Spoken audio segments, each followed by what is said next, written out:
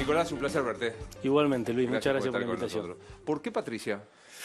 Mira, es la pregunta más actual de todas, estamos en una paso, ¿no? Y yo te lo voy a explicar sobre todo con algo súper actual, que es este tema de los acuerdos. Viste que está todo el mundo diciendo, bueno, Patricia no cree en los acuerdos o la sitúan en un extremo y pareciera que del otro lado Horacio, que sin duda lo hace y hace su campaña con eso, es la única opción que puede lograr sustentabilidad en el tiempo, ¿no? Y acá hay que meterse un poco en la metafísica de los acuerdos. No me quiero poner muy filosófico de entrada, pero a nosotros nos pasó, y a mí personalmente, en lo que te voy a decir, escondo una autocrítica respecto del rol que me tocó ocupar en el gobierno de Macri.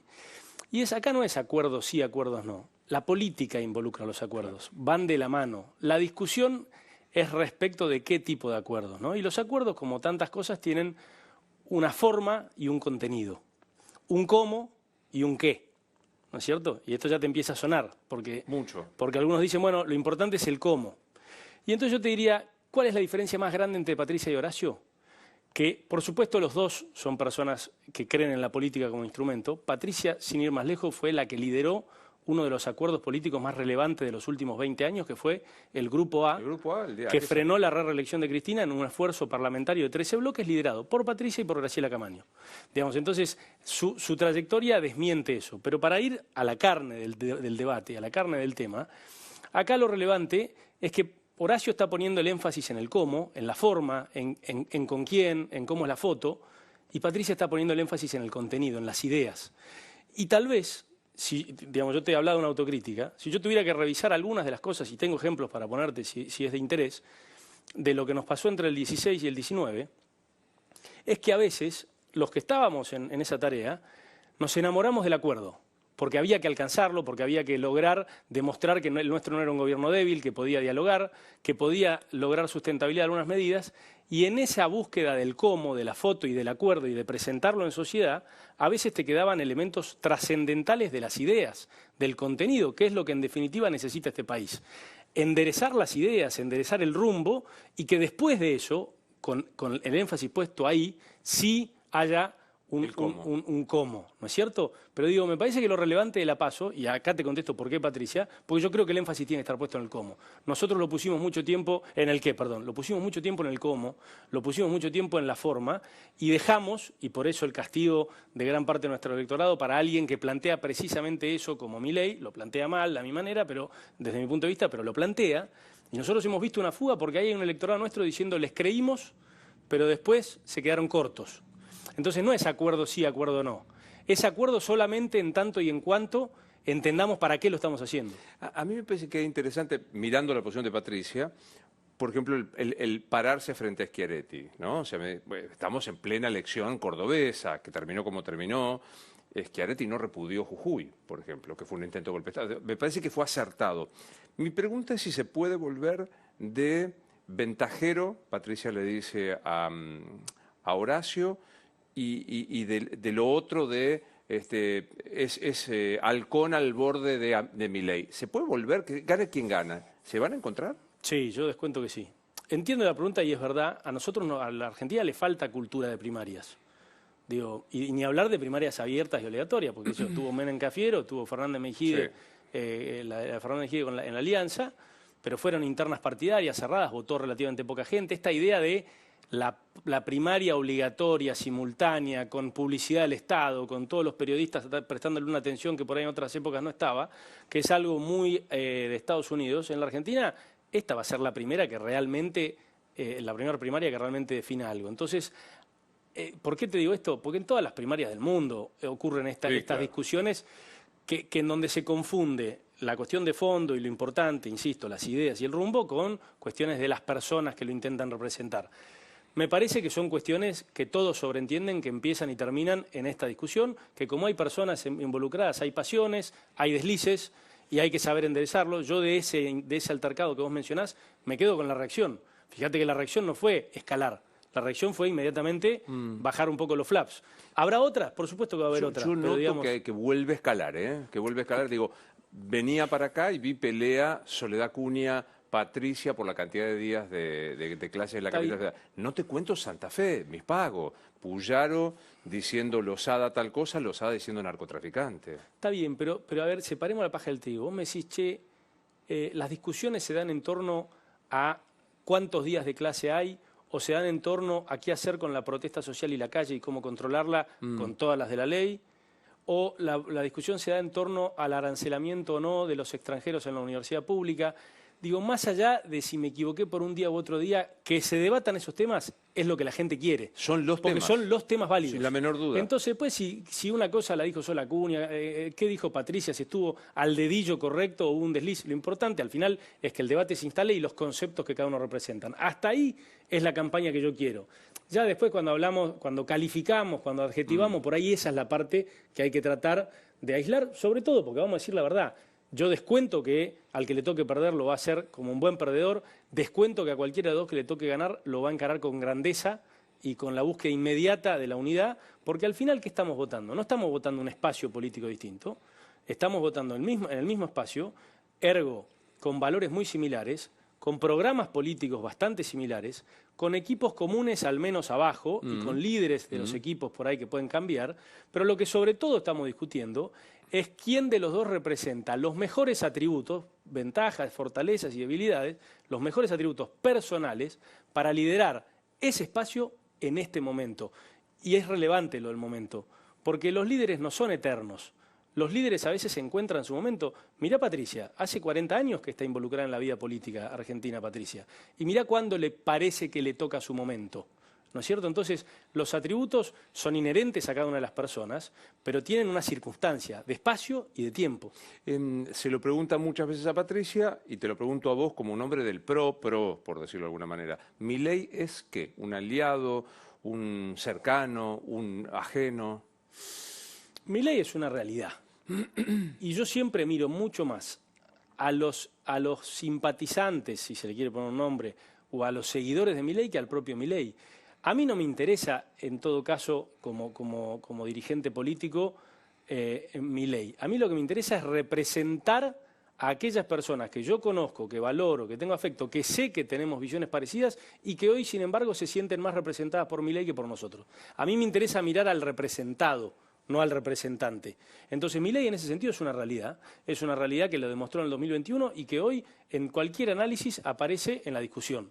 En una discusión en la que lamentablemente, sus exabruptos y a veces ciertos desequilibrios que a veces parece mostrar en sus reacciones, en sus formas, empañan algunos contenidos que tienen valor. Yo debo reconocer que ha instalado temas sí, claro, que antes se hablaban en voz baja, que la corrección política al extremo, segunda autocrítica que te hago en el programa, a veces nos hacían que un árbol nos tape el bosque. Bueno, y él con todo eso creo que ha ejercido hasta ahora un rol sociológico y cultural valedero. Si vos me preguntás respecto de los atributos que hacen falta para que alguien maneje desde el poder del Estado un cambio en la Argentina, no lo veo con las condiciones correctas. Por eso es una posición personal que evidentemente muchos no comparten, pero sin duda creo que hay un electorado desencantado, y vuelvo para ir atando los temas a lo que empezamos hablando al principio, un electorado nuestro desencantado porque no le fuimos del todo leales en lo que nos propusimos. Después nosotros podemos tener 20 explicaciones de por qué no nos salió, sí, pero la gente lo que entiende es que no llegó. llegó. Ahora vuelvo al tema de lo correctamente o lo políticamente correcto, porque hay temas. Patricia acaba de instalar un tema que es educación para extranjeros, salud para extranjeros. Después discutamos números, como vos decís, más o menos, ¿no? Que es lo que menos me importa. Pero hablaste de Milei, déjame ir al pago chico tuyo. ¿Massa labura para Milei? ¿Viste cómo son los municipios, Luis? La figura del intendente o del jefe político de un espacio en un municipio es como un pulpo. Abarca un montón de intereses, abarcan relaciones. Entonces yo no estoy en condiciones de negar que ahí puede haber un interés en que a Milei le vaya bien, no solamente en Tigre, que lo puedan tener otros intendentes en otros espacios políticos, precisamente para quitarle potencia a la alternativa al peronismo que somos nosotros en los municipios. Yo creo que eso, no tengo pruebas, pero no tengo dudas, existe. O sea, hay un laburo. Esto que se denunció, que Malena arma listas de Milei, que se lo favorece, ¿no te parece un disparate? Y no, Luis, la verdad que no, de vuelta, no me consta. Martín Urionabuena, que es quien grabó el audio que se viralizó, fue una persona que fue candidato en mi lista hace 2 años en Tigre, es el presidente del Parque Industrial, es una persona bien reconocida de trabajo, de manera que yo no tengo por qué, digamos, dudar de lo que él dice. Si tuvieras que votar, viste que se puede, en las primarias vos podrías votar en otro espacio que no es el que vas a votar en octubre. ¿A quién votás, a Zamora o a Malena?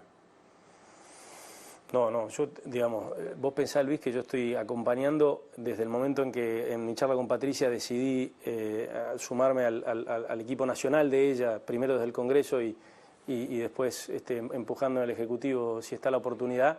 Hay una persona que para mí es obviamente mejor que yo, representando a los vecinos de Tigre, que se llama Claudio Cufré, que es el candidato a intendente que lleva Patricia y que llevamos nosotros con todo mi equipo, que es el presidente de la Cámara Comercial del Talar, y es, digamos, te voy a contestar de otra manera, es probablemente el único de todos que es simplemente un vecino, ¿no? Es un vecino más, en un municipio en donde el vecinalismo fue insignia, ¿no?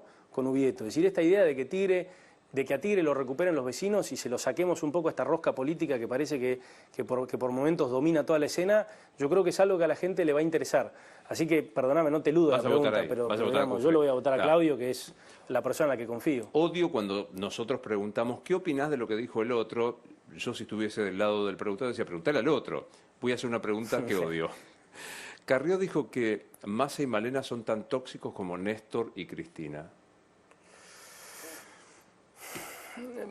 La verdad... Preguntale a Carrió. Preguntale a Carrió, qué sé yo. Yo digamos, lamentablemente, yo con Carrió, mi trayectoria con Carrió ha tenido un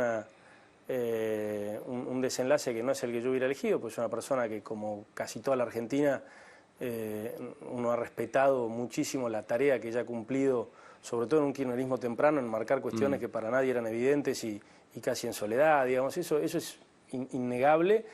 Después yo creo que de alguna manera ella ha utilizado toda esa reputación bien ganada, bueno, para señalar con el dedo de manera selectiva algunas cuestiones que creo que le han quitado credibilidad, objetivamente hablando. Entonces a mí me parece una pena, pero bueno, entiendo por qué odias lo que acabas de hacer, porque...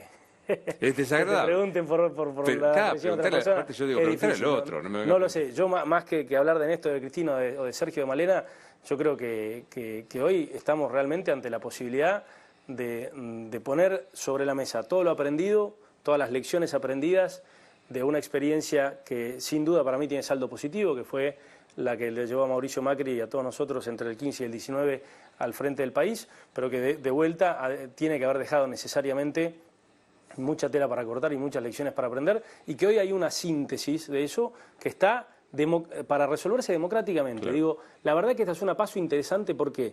Porque, insisto con lo anterior, mismo espacio, programas similares, equipos con puntos de conexión, pero 2 candidatos con perfiles verdaderamente diferentes. Entonces, creo que es una paso atractiva de la cual va a salir el próximo presidente. Más allá del número de la pifia del 50%, del 5%, estudiantes extranjeros en la Universidad Argentina, abre el debate de, che, hay que arancelar para ellos o recuperar de alguna manera. Petri, el compañero de Patricia, habla de la salud de los extranjeros. ¿Me decís cuál es la posición de ustedes? Yo creo que es un debate absolutamente válido en 2 dimensiones. Es decir, lo primero que tiene que existir entre ciudadanos de distintas nacionalidades, que por ende pagan sus impuestos en diferentes jurisdicciones, y esto no es menor, porque la salud, la educación en la Argentina y en tantísimos otros países que buscan ser servicios públicos y universales, públicos tal vez, universales seguro que no lo son, pero que lo buscan ser y se financian con rentas generales, entonces tiene que haber reciprocidad, la misma vara. Entonces, bienvenido sea, y está en nuestro preámbulo, y creo que está en el espíritu de todos los argentinos, ser parte de una región en donde tenemos lazos comunes, históricos, geográficos, culturales. Ahora, si los argentinos, cuando tienen un problema en Asunción, en Sucre o en La Paz, van a tener un tratamiento diferente acá, nosotros tenemos que comportarnos como espejo. Si les van a cobrar, nosotros tenemos que entonces entender que o cobramos acá también o que por ende, si no se genera una cuenta única, que con los servicios extranjeros es una pavada, en donde vos no cobres, pero haya una cuenta común que después se netee por rentas generales entre los países. Son países encima que forman parte de un bloque regional común. Entonces, es un debate que parece grandilocuente y que es mucho más de efectividades y de practicidad y de implementación, de reciprocidad, que de grandes conceptos. Es decir, yo quiero la misma vara, quiero que si los argentinos, con nuestros impuestos, en un país con 40 puntos de pobreza, en donde la gente no le sobra nada y todos los meses toma decisiones de postergación, vamos a tener una posición de semejante generosidad que en fines de 1800 o 1900, cuando los primeros borradores de las constituciones argentinas fueron escribiéndose y el preámbulo es del siglo XIX, era un país ampliamente desarrollado, que buscaba competir con los Estados Unidos o con los países de Europa, que necesitaba poblarse para desarrollarse y que no tenía los desafíos que tenía hoy. Bueno, tenemos que adaptar ese espíritu a la realidad de hoy y tenemos que sobre todo entender que tenemos que cuidar primero a los argentinos y una vez que la Argentina vuelva a ser ese faro, empecemos a preocuparnos de vuelta por Latinoamérica y por el mundo. Pero ante todo, Luis, reciprocidad. Y me parece un debate recontra válido. A mí me parece total. Y te lo extiendo más allá. La UBA es un orgullo de la Argentina. La UBA y todo nuestro sistema de universidades públicas no se va a mantener solo, Luis. Eso hay que entender. Nosotros nos ufanamos y cómo no lo vamos a hacer de entrar a veces en los rankings de las 100 mejores universidades del mundo. Nos tenemos que ufanar, perfecto, tenemos que estar orgullosos, por supuesto, pero nos tenemos que preocupar por permanecer y por crecer en esos rankings, porque cada vez haya más universidades argentinas. ¿Cómo hacen el resto de las universidades? Bueno, tienen profesores full time, bien pagados para que puedan ser full time, que son excelentes a nivel mundial, que compiten las universidades por los catedráticos de otros países. Las universidades son rankeadas por las publicaciones, por sus investigaciones, en cuántas revistas internacionales publican sus catedráticos. Todo eso requiere un presupuesto que es mucho más importante que el que nosotros le podemos destinar a nuestro sistema de universidades. Claramente no lo podemos ampliar desde el Estado, porque el Estado tiene que estar revisando de una situación de quebranto. Entonces tenemos que innovar la manera en que pensamos. Bueno, ¿qué alternativas hay? Miremos cómo hacen las otras universidades, que se financien con el sector privado, con donaciones, con exenciones tributarias, o que inclusive empecemos a pensar en un sistema enorme de becarios, pero en donde aquel que pueda contribuir no es que le estamos cobrando, no hay que hablar de arancelamiento, hay que hablar de modernización, hay que hablar de competencia. La educación tiene que avanzar al ritmo que avanza la realidad de los trabajos. Y la realidad de los trabajos avanza más rápido que lo que hoy avanza nuestra currícula. Ese es un debate, tampoco me quiero poner muy filosófico, pero sí, un debate de clima de época. Viste que hay una suerte como de portación sana de progresismo berreta. Si vos decís, un extranjero viene a la Argentina, se atiende en el Fernández, debe, no sé, recuperarse el dinero, como me pasa a mí si voy a Camboriú y me rompo una pata, o que no tengo seguro y me atienden en un hospital. Totalmente. Lo de la universidad, el tema del ejercicio de la autoridad. Vos decís, no, bueno, no se puede aplicar la fuerza pública porque es vejatorio. Digo, hay como un clima de época, yo lo atribuyo al kirchnerismo. ¿Qué deja el kirchnerismo culturalmente hablando? Y deja una doble vara, sobre todo. Deja una doble vara. No quiero ser, seguramente va a haber valoraciones positivas de algunas cuestiones que el kirchnerismo ha instalado. A veces uno, para poder después criticar, tiene que sacar crédito, ¿no? Tratando de reconocer con cierta objetividad algunas cuestiones que efectivamente el kirchnerismo por ahí sus primeros mandatos ha instalado para bien. Si querés, la importancia de la ciencia y la tecnología dentro de la educación y de los presupuestos del Estado, ¿no? El trabajo mancomunado con el CONICET. También te debo decir, me parece que se quedaron cortos. Es decir, fíjate el CONICET cómo en la Argentina ha jugado un papel de incubador de proyectos que después pegaron el salto a los startups biotecnológicos y que hoy son rentables industrialmente y que generan soluciones para la industria. Y entonces yo te diría, bueno, ese es un punto a destacar, sin duda es un punto a destacar. Ahora, nos faltó el puente, nos faltó esta idea de resolver esta especie de castigo cultural que también alimentó el kirchnerismo de que el exitoso en la Argentina es porque algo habrá hecho, ¿entendés? De esta idea de que está mal ganar plata, claro, de que las empresas son enemigas del pueblo, digamos, eso es muy nocivo, porque fíjate cómo yo te acabo de asociar dos cosas, algo que creo que todo el mundo valora bien, al menos de sus primeras gestiones, que es la apuesta desde el sector público a la ciencia, la tecnología, al desarrollo y la innovación, pero cómo eso fue ideologizado y nos evitamos o demoramos un salto que en todo el resto del mundo se ha pegado, que es cómo utilizar eso que tradicionalmente se consideró que era patrimonio de las universidades o los institutos de desarrollo del Estado para la industria, pero no para que alguien lucre y se haga millonario. Si lo hace porque apostó y arriesgando su propio patrimonio desarrolló un producto demandado, bienvenido sea que se haga millonario, digamos, y bienvenido sea que apueste a 10 startups más. Pero lo que quiero decir es, a veces yo quiero reconocer algunos objetivos nobles, pero que en algún momento siempre se terminaron bastardeando con alguna sensación de culpa y de demagogia. Como vos dijiste, recién, demagogia progresista. Total.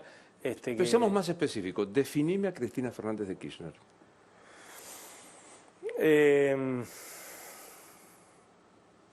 Yo te diría a Néstor y a Cristina, al kirchnerismo en general, una oportunidad perdida por discusiones chicas. Porque el 2003 fue la salida de un momento traumático para la Argentina, en donde nadie es exonerado, no hay un culpable claro y tampoco alguien que pueda exonerarse de ese proceso. Y a ellos les tocó, no con poca fortuna, encabezar un proceso tal vez como el que se le presenta a la Argentina en estos momentos, con otras particularidades que si querés después lo revisamos, pero un momento en la Argentina muy único, no solo para la Argentina, para la región. Fue el boom de las commodities en toda Latinoamérica. Y acá yo te quiero poner un poco la comparación. Te diría, para simplificarlo un poco, de los dos bloques comerciales de la región, el Mercosur por un lado y la Alianza del Pacífico por el otro, porque fueron medianamente contemporáneos, ¿no? La Alianza del Pacífico, recordemos, México, Colombia, Perú, Chile, y el Mercosur con Brasil y Argentina a la cabeza, Paraguay, Uruguay y Bolivia. Pero como uno, el de la Alianza del Pacífico, aprovechó el boom de las commodities, que no fueron solo agropecuarias, fueron hidrocarburíferas y minerales también, para invertir en infraestructura, para invertir en innovación y para abrirse al mundo y poder utilizar esa competitividad en algunos sectores, para especializarse en esos sectores, y en aquellos que no lo eran, por ejemplo la tecnología, generarle insumos baratos importados a su población que los ayude en algún desarrollo industrial o comercial. Un bloque abierto al mundo, que aprovechó en la infraestructura y en la innovación esos excedentes que le dieron sus commodities. Este otro bloque, el nuestro, liderado no solamente por los Kirchner, sino también por Evo Morales o por Lula da Silva en Brasil, fue primero un bloque absolutamente proteccionista. En vez de abrirse al mundo, dijo protejamos la quinta. Argentina y Brasil comercian en algunos sectores de manera muy importante, como la automotriz. Dijeron protejámonos mutuamente y cerrémonos al mundo. De hecho, son dos de las economías más cerradas del mundo, objetivamente hablando. Claramente. Después utilizaron esos excedentes no tanto para infraestructura, sino para gasto corriente. Vos me decís, bueno, Nico, era la salida del 2003, ¿no te parece que había un contexto social para utilizarlo? Sin duda. Bueno, pero fue crónico, fue estructural. Y fíjate la foto de hoy. La entrada en esta crisis, que es larga esta crisis que estamos viviendo, digo, recordá que de diciembre del 2019 a la fecha, y no te quiero decir que antes no haya pasado, está claro que pasó, pero solamente en lo que va este gobierno devaluamos 330 puntos la moneda. Es decir, ya nos comimos un 2001 y pico en términos del poder adquisitivo de la sociedad. Entonces el gasto corriente no resultó ser tan efectivo. ¿Y sabes qué pasó? La década de las commodities se acabó.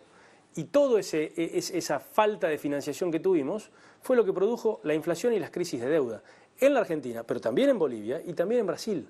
Entonces, los Kirchner, no solamente Cristina, son la gran oportunidad perdida de los últimos 20 años. ¿Alberto Fernández es? Un presidente para olvidar. Para olvidar. Para olvidar. Nos detuvo en el tiempo. Fueron 3 años prácticamente perdidos para la Argentina. Y ojalá hubieran sido perdidos en términos de que estuviésemos igual que en el 2019, en donde de vuelta digo, me parece que no era maravilloso. No era estaba lejos de ser un paraíso, pero estaba en agenda la salida. Acá es como que nos congelamos en el tiempo y jugamos a la de siempre. Aguantemos, busquemos reelegir y que le explote al próximo. Y eso no va más. Es interesante hablar de la propuesta de ustedes, pero digo, vos que tuviste la Cámara y compartiste más directamente con el kirchnerismo, ayer yo veía al presidente argentino no repudiando la proscripción de Corina Machado en Venezuela. Podría repasar el posicionamiento internacional de Argentina, digo, Ortega, Díaz-Canel, Hamás.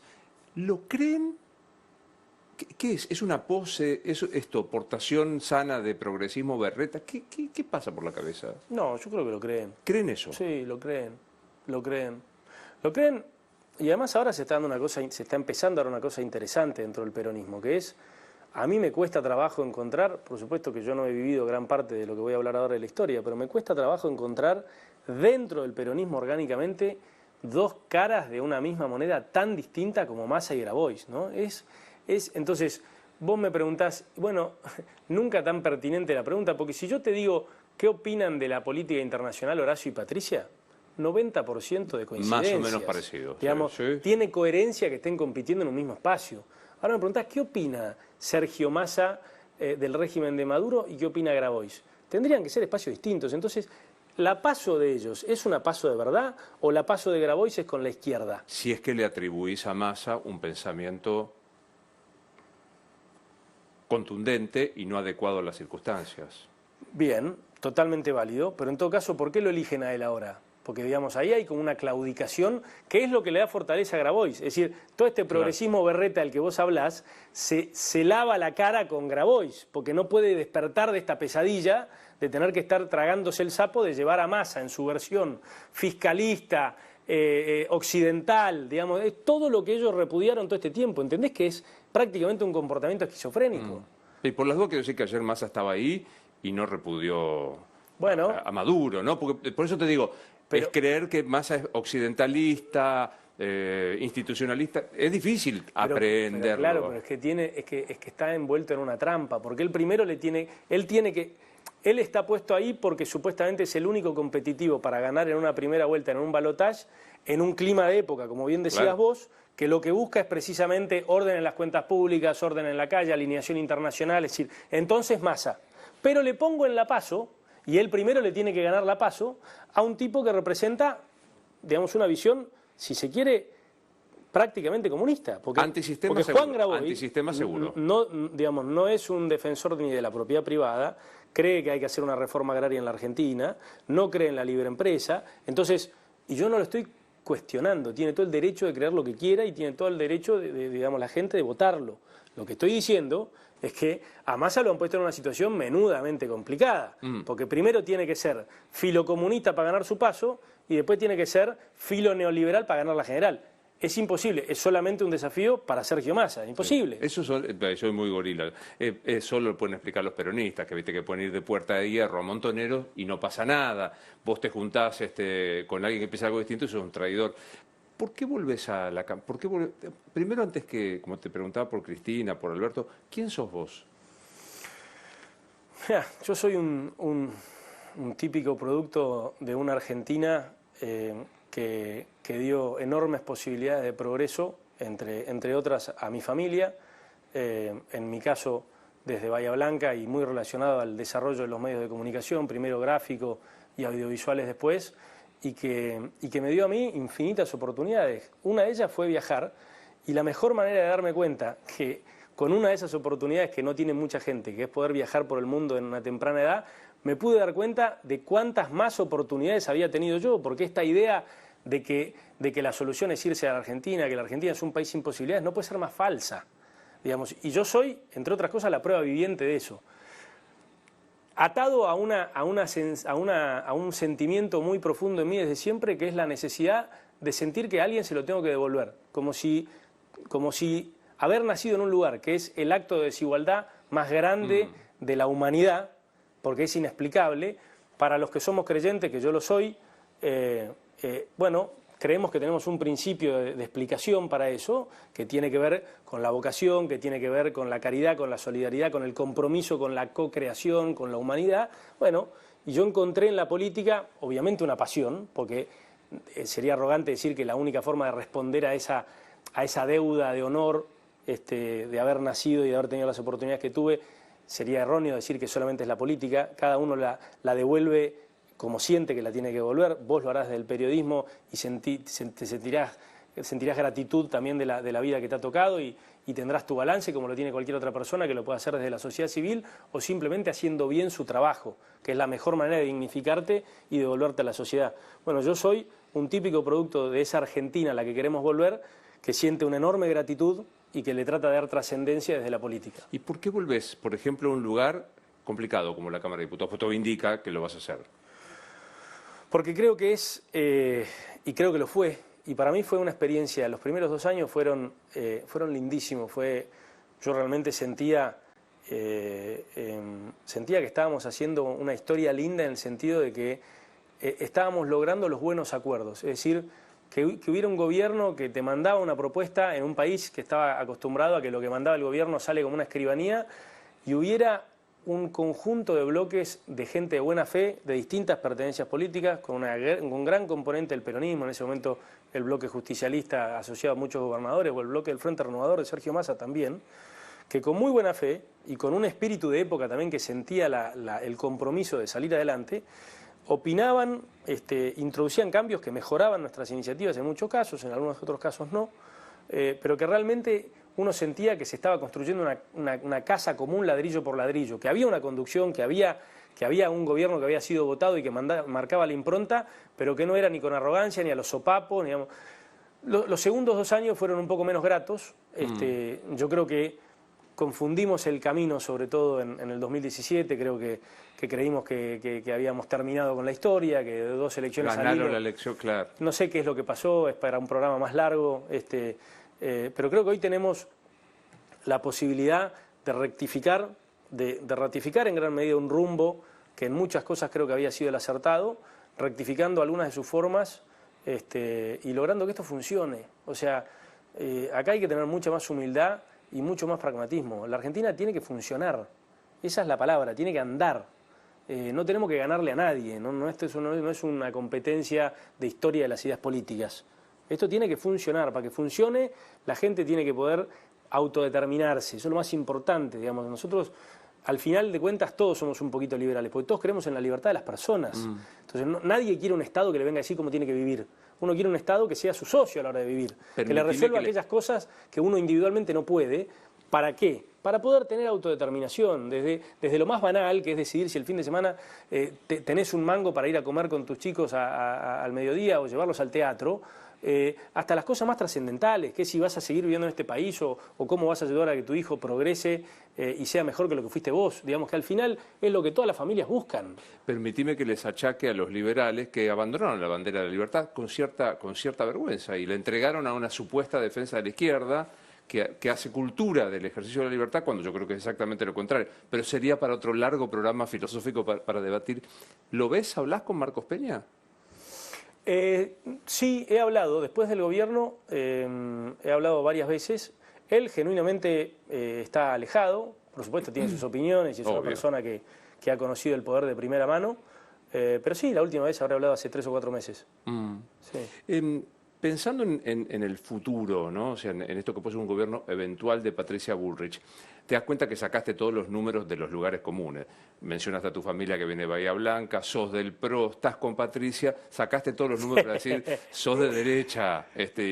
Yo soy de derecha. Yo no sé si... Bueno, finalmente uno que lo dice sin ponerse colorado, con perdón de la expresión. Pero yo lo vengo diciendo cuando no estaba de moda. Hoy de última, viste que está como más de moda. Sí, ahora de golpe. Vos desde que me conocés, que yo lo reconozco y en ese momento era más hostil. No, yo lo soy. Pero guarda, mira, siempre empezamos en un terreno difícil. Hay que definir lo que es la izquierda y la derecha. Por eso, hoy 2023, ¿qué es ser de derecha? Y yo creo que hoy la derecha y la izquierda se diferencian mucho más respecto de las libertades individuales o los derechos individuales que respecto de la economía, ¿no? Porque fíjate que también, recién hablamos de Grabois, que es alguien que efectivamente es de izquierda en lo económico.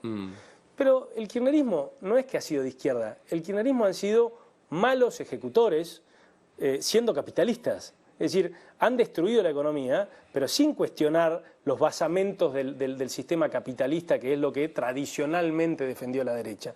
Entonces, hoy la raya no pareciera estar puesta en la organización económica de la sociedad. La raya pareciera estar puesto en la bioética, en los derechos individuales, como puede haber sido hace unos años la discusión del aborto y que puede estar latente, y todos los desafíos que el avance de la tecnología ponen sobre la organización, sobre todo individual de las personas. Yo creo que ahí está más puesta la izquierda y la derecha. Yo me reconozco, yo soy un conservador.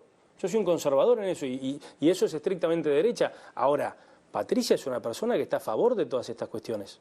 Entonces, guarda a la hora de decir, porque la gente que piensa que Patricia es derecha simplemente porque como todas las derechas y las izquierdas o las centroizquierdas del mundo es capitalista, cree en la propiedad privada, cree en la libertad de empresas y en la libertad de capitales, ninguna novedad, y porque tiene una postura con el orden y el manejo de las fuerzas de seguridad más asociada a regímenes de derecha, lo cual también es falso, porque los regímenes, digamos, de izquierda en otras partes del mundo, es decir, Putin es una persona que, digamos, ¿a dónde la situaría? Bueno, tendríamos que tener un programa entero para situarlo. Sin embargo, ¿es autoritario o no autoritario? O sea, pensé que esa es la discusión, ¿no? Bueno, convengamos que la Argentina debate izquierda y derecha con el capital y la riqueza de las naciones. Pasaron unos cuantos años de 1850. Entonces yo digo, hoy el mundo es capitalista. Las izquierdas son capitalistas. Totalmente. Con más o menos presencia del Estado. Pero por eso, entonces, ¿qué te define la derecha? ¿Solamente qué postura tenés respecto del orden y del manejo legal de las fuerzas de seguridad? ¿Eso es lo que define la derecha? A mí me parece medio pobre. Ahora, a mí me encanta que digan que Patricia es de derecha, digamos, en definitiva, no me genera nada. Digo, parte de lo que deja el kirchnerismo es cancelar la discusión.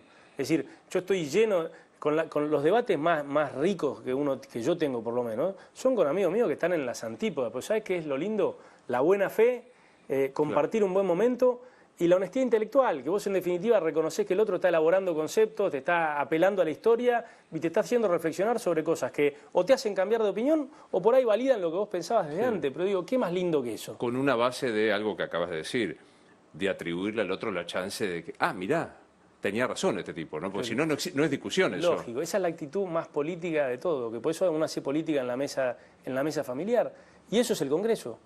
Es lo que hay que buscar en el Congreso. El Congreso se ha convertido en otra cosa. Pero digo, yo sí concedo que en esta discusión de que lo importante de tomar medidas es que sean sustentables y que para que sean sustentables hay que conseguir acuerdos. Yo comparto eso, ¿eh? Yo comparto. ¿Sabe qué? Patricia también lo comparte. Vuelvo a la primera pregunta. Lo importante es qué acuerdos, qué estamos discutiendo, a dónde cedemos y a dónde no. Defendamos el contenido, no la circunstancia. Dejemos esta política de laburar para la foto del diario del día siguiente. Y dijimos, bueno, logramos un acuerdo, el mes que viene vemos. No, hermano, acá ya estamos en una situación que es terminal, que tenemos que salir o salir, en donde fíjate que todo el mapa político presenta más o menos lo mismo, porque ¿qué es Massa? Massa es, y tenemos que devaluar, tenemos que salir del cepo, tenemos que achicar el déficit fiscal, tenemos que respetar el acuerdo con el FMI. Ese es el candidato de Cristina. Entonces, la buena noticia es que hoy parece haber bajado el nivel de la hipocresía y que todos reconocemos que la sociedad está en una situación lo suficientemente grave como para que no nos hagamos más los giles. Eso es lo bueno. Está claro que es exacto decir Patricia es Macri y Macri es Patricia.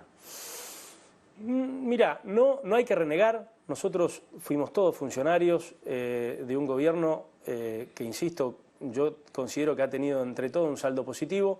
Creo que en la micro del gobierno se han conseguido cosas muy importantes que después, como todo en la Argentina y el mundo, cuando la macro viene mal te tapa todo y hay que hacerse cargo. Así que desde ese lugar yo no reniego, nosotros fuimos parte, yo me hago cargo. Las cosas que tuve que decir las dije y se las dije a él y las dije hasta públicamente en el momento en donde había una enorme cuota de legitimidad de nuestro gobierno y yo, sin embargo, nunca me callé y eso me da tranquilidad. Me quedé hasta el último día, di todas las peleas que tenía que dar, lo volvería a hacer y ahora estamos en una iteración siguiente en nuestro espacio que transitó 4 años desde la oposición sin fracturarse, sin fragmentarse, reafirmando un montón de cosas, pasando en limpio muchas lecciones aprendidas y yo te voy a decir una cosa, que Patricia no es Macri en el sentido que muchos lo quieren indicar como tratando de disminuirla. Yo creo que no hay que convencer a nadie de que eso no es real. Digo, yo no encuentro una persona que no vea que una de las cosas primeras que ve en Patricia es su carácter y su independencia. Digamos, creo que es lo más evidente de todo. Y en definitiva, la relación con Patricia y Mauricio es una relación de pares. Patricia se metió en Juntos por el Cambio 6 meses antes o 1 año antes de la elección, habiendo sido electa diputada por su propio partido, por sus propios votos, llegó al Congreso de su propia manera y Mauricio la invitó a ser ministra de Seguridad por su propio mérito. Es decir, No es que Patricia, como puedo ser yo en todo caso, fue una persona promovida en ese gobierno. Ya era una realidad, era una persona legitimada. Entonces, la verdad, esta idea de Patricia es Mauricio y Horacio no. Horacio fue 8 años el segundo de Mauricio. ¿Cómo vas a decir que no piensan parecido? Pueden estar más o menos distanciados, pero a la sociedad tampoco hay que tomarla por ingenua. Digamos. Creo que las cosas están claras. ¿Para qué sirve la guita, Nicolás? Y la guita sirve para algo que hablamos antes. Sirve pero no alcanza, para la autodeterminación. La guita es lo que te pone el piso de nuestra existencia material para desarrollar nuestra existencia trascendental. Ahora, es gravísimo la falta de guita, porque estás hablando de que hay cientos de miles de personas que no pueden desarrollar aquello sobre lo cual no estoy seguro que vos y sin duda yo disfrutamos más, que es el ocio, el intelecto, digamos, la discusión, que es tener lo material lo suficientemente controlado como para pensar más allá de mañana. La guita sirve para eso, para ponerte el piso necesario, que no es suficiente, pero sí necesario, para que vivas la vida. Total. ¿De qué estás orgulloso de vos? De mi honestidad intelectual, de nunca, de asumir mis errores, de humanizar, que muchas veces uno con pasión ha defendido cosas que después se ha dado cuenta que estaba equivocado, pero de nunca transar con eso, de siempre hacerlo fiel a mis convicciones. Yo siempre digo, para mí, la proyección de uno tiene como 3 capas, ¿no? La fama, la reputación y el honor. Y cada una se proyecta sobre distintos universos. La fama se proyecta sobre las masas, ¿no? Cuando uno toma cierta notoriedad, la imagen de vos que puede tener alguien que no te conoce personalmente más allá de los medios es una imagen superficial pero que se construye. Eso es la fama que vos tengas, buena o mala. Después está la reputación para mí, que es la imagen de vos que tienen los que ya te conocen y te han tratado. Es decir, los que pueden haber probado si tenés palabra o no tenés palabra, si sos honesto o no, ¿no? Eso ya es la reputación y estás hablando ahí no de millones de personas, sino de algunos miles. Y después está la más importante de todas. El honor. El honor, que es la imagen de vos que tenés vos mismo. Y esa es innegociable. ¿Y estás honrosamente satisfecho de vos mismo? Sí, y me llevo a la noche todas las noches y en el corazón las cosas de las que uno no está contento con uno mismo, que todos las tenemos, ¿no? Y uno las trata de enmendar, las trata de corregir, pero también las humaniza, las reconoce, no las esconde, digamos. Para mí eso es vivir también. Aparte hay un recorrido interesante, visto desde afuera de tu trayectoria política, y eso que hemos peleado fuerte, que es un entender cómo es la política con esto que decís, que es una parte de la razón, una parte y sentarte. Arrancaste a los sopapos y fuiste entendiendo en el ejercicio de los 4 años del bloque cómo era.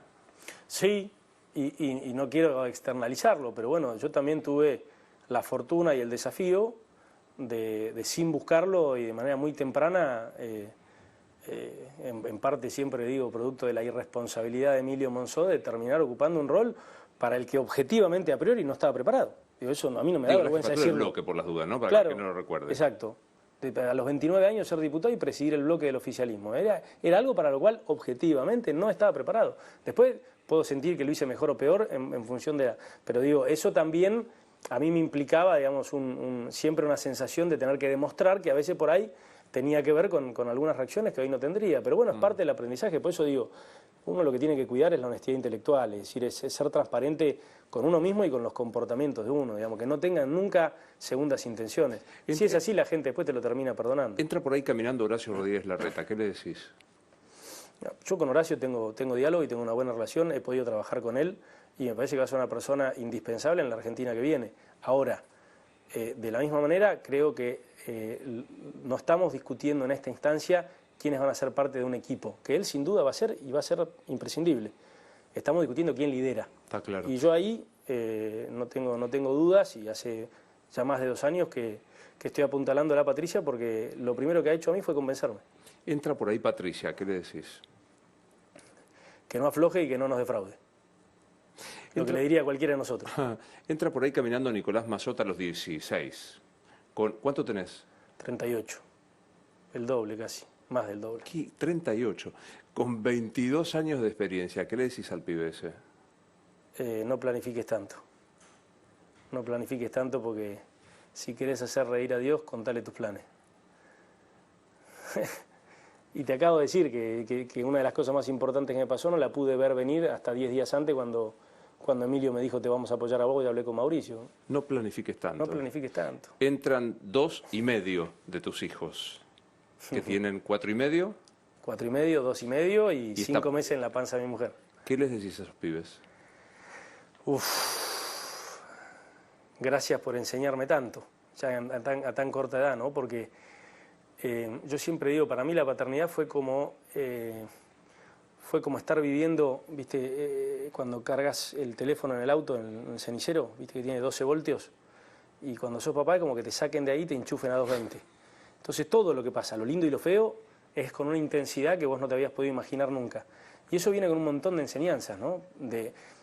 Inclusive de conocerte a vos mismo, hasta cierto momento vos no conocías ni tus propios temores, ¿no? Tampoco conocías la capacidad que tenías de sentir éxtasis por la sonrisa de un ser humano.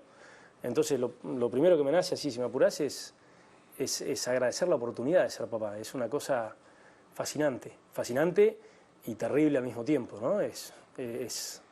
Pero bueno, es la vida misma, la intensidad es lo que a uno le gusta, la adrenalina. Dame un toque, dame un segundo. ¿Sabías que el precio del oro nunca había estado tan alto? Es el momento de hacer valer tu oro, alhajas, relojes, brillantes, monedas de oro, lingotes. ¿Dónde? En Joyería El Tasador. Joyería El Tasador, buena gente, expertos técnicos que tasan en el acto y pagan en efectivo. Joyería El Tasador, 0800-222-8273. 0800-222-8273. En la sucursal de Corrientes y Pueyrredón pagan el gramo de oro hasta 29.500 pesos. Joyería El Tasador. Toda una vida dedicados a las joyas. Pensá vender al mejor precio. Visítanos. Joyería El Tasador. Avenida Corrientes 2810, esquina Pueyrredón. Joyería El Tasador. Tu tasador, mi tasador. Vamos por una Argentina sin humo, por una Argentina biosustentable, ecológica y sobre todo con la posibilidad de progresar. Sanra es la posibilidad de tener tu emprendimiento. Sanra Motos Eléctricas, 100 kilómetros por hora, 100 kilómetros de autonomía por 20 pesos. Esto es el Power Team de Sanra. Te podés unir y tener tu negocio, tener tu emprendimiento. Tenés que escribirnos a sanra.com.ar, Sanra se escribe Sunra, sanra.com.ar o llamar a este teléfono 11 44 92 44 54. Vehículos eléctricos, tu independencia en movimiento, te lleva a tu destino. Ecología en acción. Sanra. Tendría que preguntarte como examen, porque me dijiste que sos creyente, que sos católico, los 7 pecados capitales. Yo tengo que buscar machete, porque no me los acuerdo a todos. Creo, no sé si los 7, pero calculo. ¿Te los contesto o no? Te lo voy a dar yo. ¿Vos crees Dios existe? Sí. ¿Estás seguro? Sí. Okay. Sí. Creo indubitablemente que Dios existe. Después, como calculo que le pasará a mucha gente, vengo de un largo periodo de varios años de una crisis de devoción más que de fe. ¿Entendés la diferencia? Sí, claro. Es decir, de una crisis más con los ritos y con la iglesia que con la existencia metafísica de Dios. Para mí, el universo pierde sentidos y tal como lo estoy diciendo ahora, parece que para mí la creencia en Dios es una necesidad. Pero si bien hay algo de eso, no tengo duda, ¿no? Me parece mucho más ficticio creer en un choque innecesario y totalmente accidental de átomos y una explosión estelar que en la existencia de un Dios. ¿Tu crisis con la Iglesia incluye al Papa?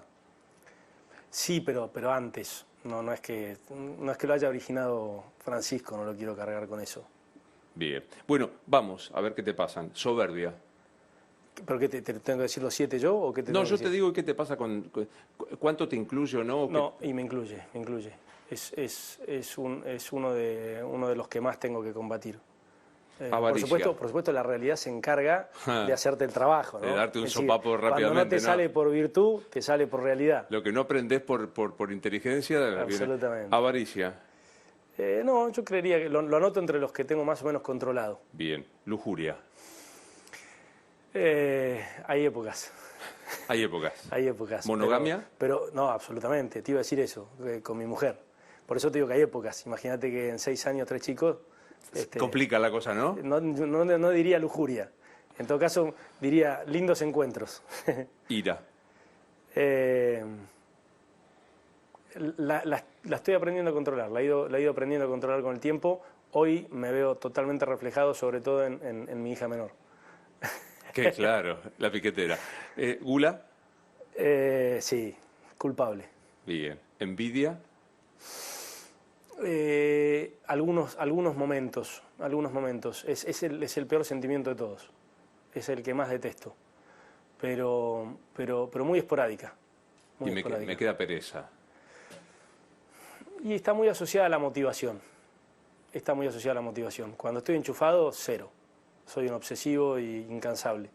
Cuando pierdo el norte, que en la vida pasa muchas veces, y hay que saber reencontrarlo sin volverse loco, la pereza asoma con fuerza. Asumo que no cambiaste de ideas de la última vez que viniste, pero nos morimos y ¿qué pasa? Nos reencontramos con nuestro balance y con nuestros seres queridos, pero creo en la vida eterna. Sí, sé que será tu pregunta, así que sí. En eso sigo pensándolo y para mí además es un confort considerar que aquellas personas, todavía soy un afortunado, no tantas, que extraño horrores, entre ellas en la cabeza mi abuela paterna. Es muy reconfortable sentir todos los días que está viviendo. ¿Se llamaba tu abuela? Diana Julio de Mazón. Entra Diana, ¿qué le decís? Nada, al abrazo. Nada, qué sé yo. Tendrían que pasar varios minutos para poder hablarle. ¿Por qué? ¿Qué aprendiste de ella?